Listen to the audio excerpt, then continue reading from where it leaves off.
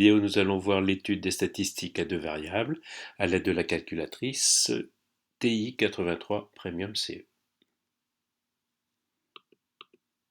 Alors le problème que nous proposons d'étudier, c'est donc l'évolution des années 2011 à 2020 du nombre de clients d'une entreprise. Et nous saisirons donc le rang plutôt que l'année dans la première colonne et ensuite le nombre de clients. Donc on verra la saisie, comment obtenir le nuage de points, puis dans un second temps, comment obtenir la droite de régression et son équation, puis ensuite comment faire une extrapolation, c'est-à-dire une prévision sur l'évolution en 2022. Alors pour faire une étude statistique, effectivement, on va appuyer sur la touche Stat, deuxième touche à droite de la touche verte alpha, puis nous allons faire un modifier. Alors j'ai préparé le tableau.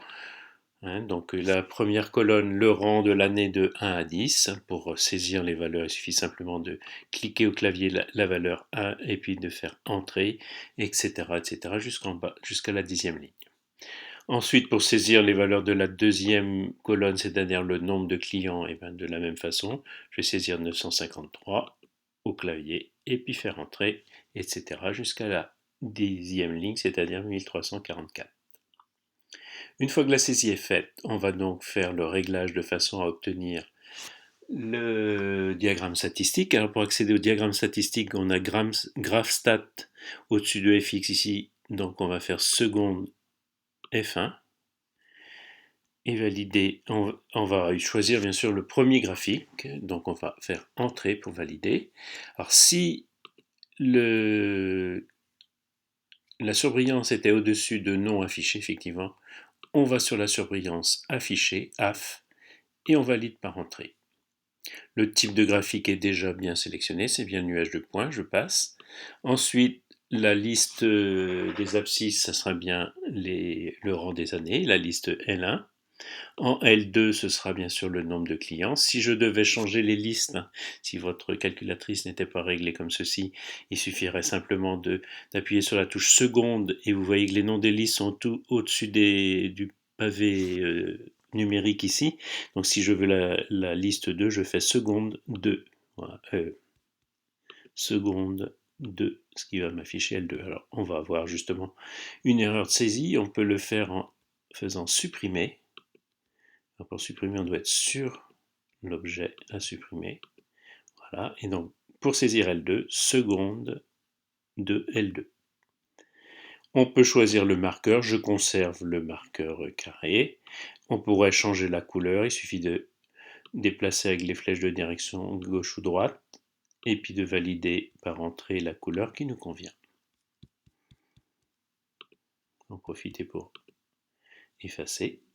Alors pour afficher le graphique, on pourrait faire graphe, mais ça nécessiterait éventuellement un ajustement de la fenêtre. Alors il y a une procédure très pratique, c'est d'utiliser le zoom automatique des statistiques, c'est donc zoom, la touche zoom, F3, et puis de choisir 9 zoom stat en bas de l'écran, soit en descendant avec les flèches de direction, soit en appuyant directement sur 9. Et nous avons donc notre nuage de points. Nous voyons que les points sont relativement bien alignés. En tous les cas, le nuage de points est bien allongé, même s'ils ne sont pas parfaitement alignés.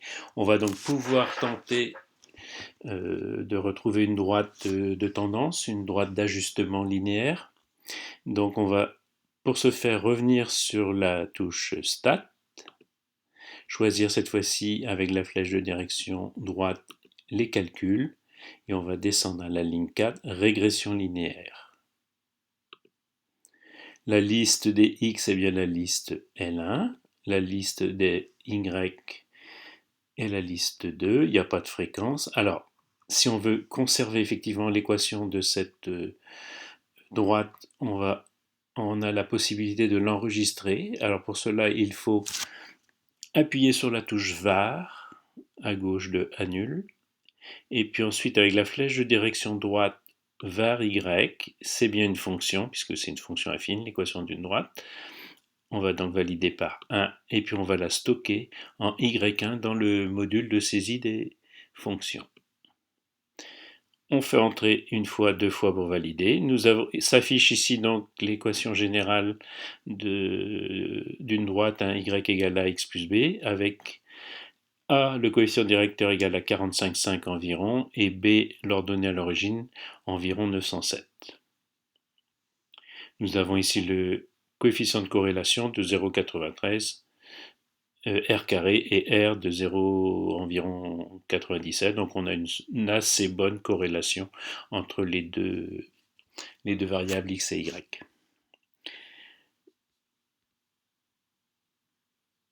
Il ne reste plus qu'à valider par entrée et d'afficher le graphe. Au passage, on peut aller visiter bien sûr l'écran de saisie des fonctions. L'équation de la fonction, enfin l'expression de la fonction affine a été automatiquement enregistrée dans cet écran de saisie des fonctions. On a bien le 45,5 fois x plus environ 907. Et cette droite est affichée. Alors, prochaine étape, on va donc calculer le point moyen. Alors, on revient les coordonnées du point moyen, qui est le point moyen de l'ensemble des points du nuage de points. On va donc appuyer sur la touche Stat, toujours dans Calcul, flèche de direction droite. Cette fois-ci, on va choisir de Stat de var. Les listes sont déjà celles utilisées précédemment, L1, L2. Il n'y a pas d'effectif.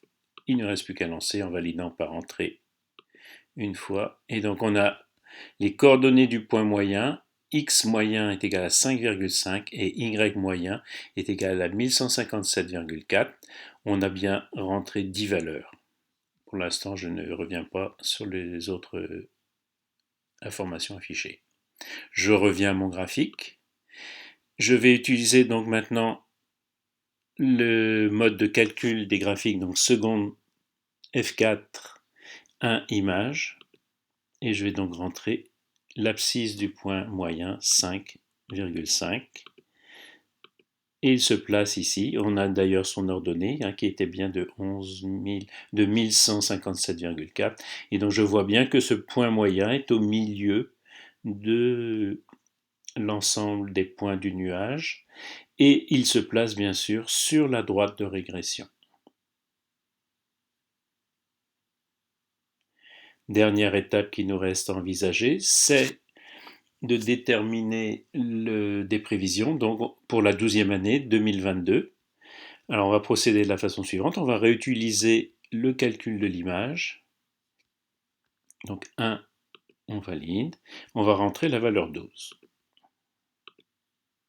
Malheureusement, les choses ne s'affichent pas puisque notre zoom était un zoom automatique statistique qui était adapté pour des valeurs de x de 1 à 10. On va donc devoir modifier légèrement la fenêtre.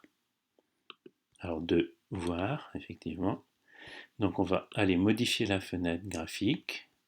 On peut mettre 0 pour x. On veut aller jusqu'à 10, jusqu'à 12 au moins, donc je vais aller un petit peu au-delà. Je vais mettre x maximum 14. On peut conserver une graduation de 2. Et puis par prudence, on va augmenter un petit peu. On va mettre 850 y minimum et on va aller un peu au-delà pour y maximum, pourquoi pas 1600 pour être sûr. Après, l'ajustement peut être refait une deuxième fois si nécessaire, bien entendu. Et puis maintenant, je vais afficher mon graphe. Voilà. Vous voyez que là, maintenant, j'ai un peu d'espace au-delà de 10. Et puis, je vais pouvoir donc réutiliser l'outil calcul de l'image. Donc, second calcul, 1 image. Et donc, pour x égale 12, j'ai une prévision d'environ 1453 clients. Voilà, cette leçon est terminée.